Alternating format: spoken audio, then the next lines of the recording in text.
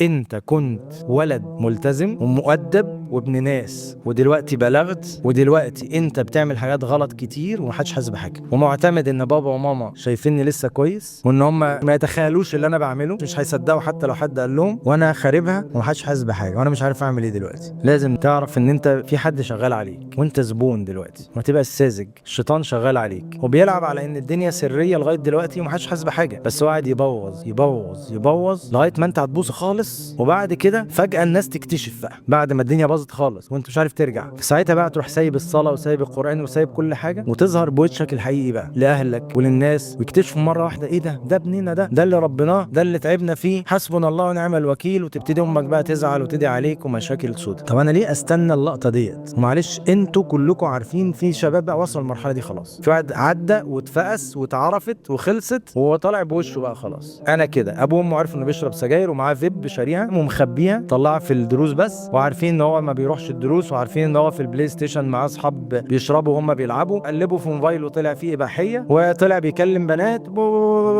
كل الناس عرفوا كل حاجه. راح بقى اتحول وهو ده كده، وده وضعي عليه بقى بابا بص انساني. طب انا ايه اللي يوصلني لكده؟ ليه اتغفل لغايه ما اوصل نخسر ابويا وامي واخسر ديني واخسر كل حاجه، فضلا عن الدراسه بقى حدث ولا حرج. الدراسه بتضيع طبعا في المرحله دي. طب انت ثالثه اعدادي ومع السلامه، ثانيه ثانوي وما فتحتش كلمه، ثالثه ثانوي ومش قادر اذاكر. وايه الوحش في طريق الخير اللي يخليني ابعد عنه؟ وايه الحلو اللي في طريق الاباحيه والسجاير والفيبات والبنات اللي يخليني اروحه غير لذه مؤقته دايما بيعقبها ندم؟ عمري ما خلصت اللذه دي وفرحت، كل مره بندم، كل صوره اباحيه بشوفها بندم، كل فيلم بشوفه بندم، كل مره بعمل العاده بندم، كل مره بشرب فيب من ورا ابويا بندم، كل مره بخبيها في جيبي من امي بندم وبحتقر نفسي. صح؟ ليه بعمل كده؟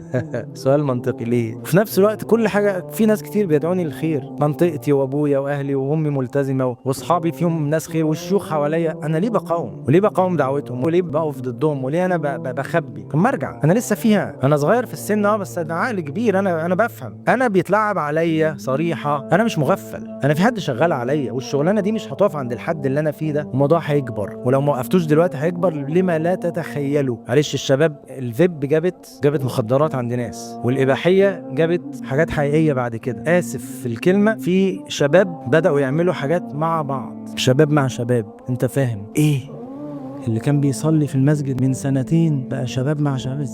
ازاي بيعملوا كده؟ فاهم؟ كشف عورات وحاجات وتلامس، اللي انت فاهم بقى، وانت عارف كده، وعارف اصحابك، في اصحابك كده، وفي المدرسه كده، صح؟ احنا وصلنا هنا ازاي؟ وصلنا هنا من زمان، في حاجه من زمان لو ما كانتش اتمسكت كنا نوصل للنقطه دي. واللي انت شايفه في اصحابك اللي هم بيعملوا الحركات ديت، واللي انت شايفه اللي صاحبك اللي وصل لسجاره فيها حشيش واللي وصل لسجاره، ما هي بدات بنفس البدايات اللي انت فيها دلوقتي، وانت قاعد متخيل انا مش ممكن ابقى كده، مستحيل، انا عمري ما اوصل للدرجه دي، واهم. فاحنا لازم نلحق دلوقتي.